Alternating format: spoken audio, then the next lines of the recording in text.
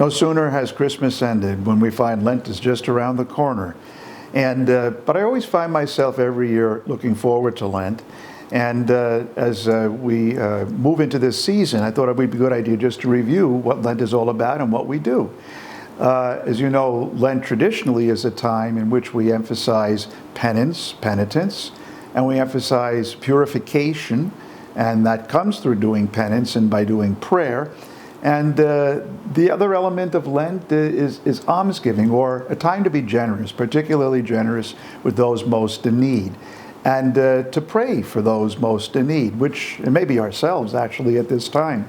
So let's not miss the fact that, first of all, Lent is a time for personal purification and growth. It's a holy season. It's a joyful season, but in a sober way. So we're not decorating things like we do at Christmas time, deck the halls with boughs of holly and all of that. But we do have certain signs of Lent. For example, we begin at Ash Wednesday with the great sacramental, in which the priest or deacon, the person administering the ashes, makes a sign of the cross on our foreheads and reminds us of our mortality and of our need for God's mercy and love, and our need also in our own lives to live that.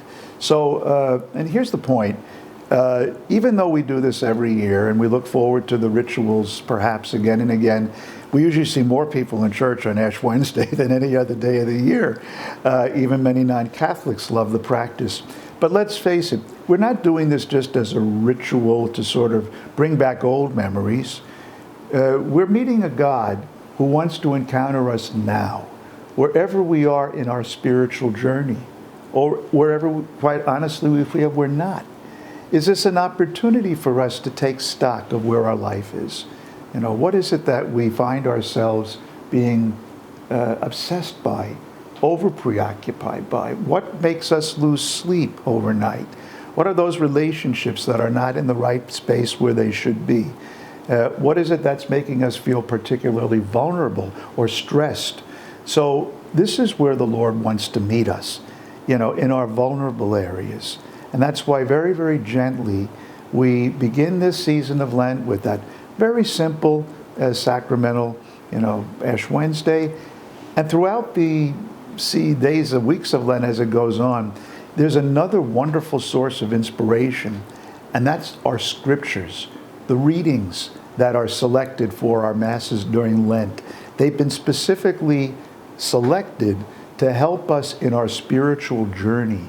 So if you're looking for spiritual guidance, you don't have to do much more than just read the scriptural readings each day, or even better, come to Mass and listen to them.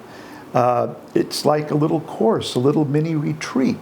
And you can begin anytime you want, whether it was Ash Wednesday, whether the opportunity passes, you forget.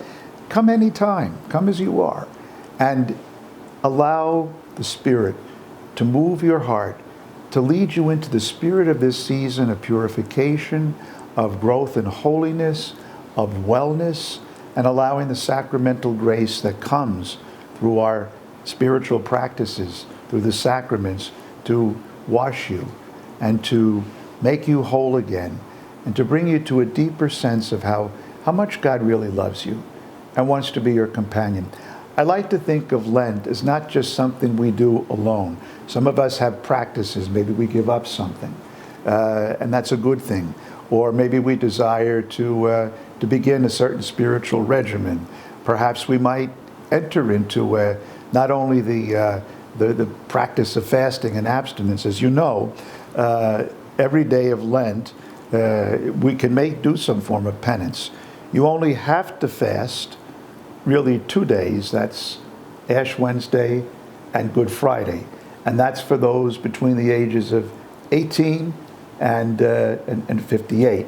However, and the practice of abstinence, which is on all of the Fridays during Lent. So it begins at the age of 14, and as long as you can do it.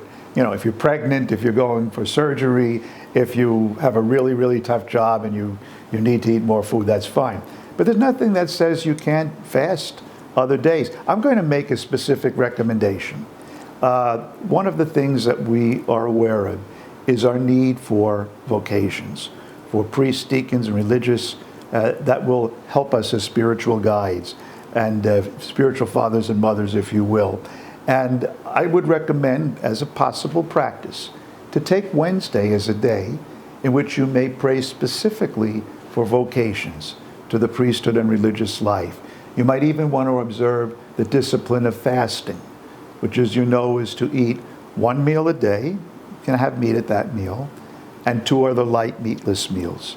You may want to practice that on the Wednesdays, or pick some other day. But just a thought. The point of Lent, though, is to grow, to know that you're not alone, to immerse yourself into the wonderful practice that our faith tradition offers, and to experience the real presence of the Lord, particularly in the sacrament of the Mass, of the Holy Eucharist. God is here to walk with us, and this is a journey to walk with Jesus towards Calvary, and then ultimately towards the hope that Easter brings.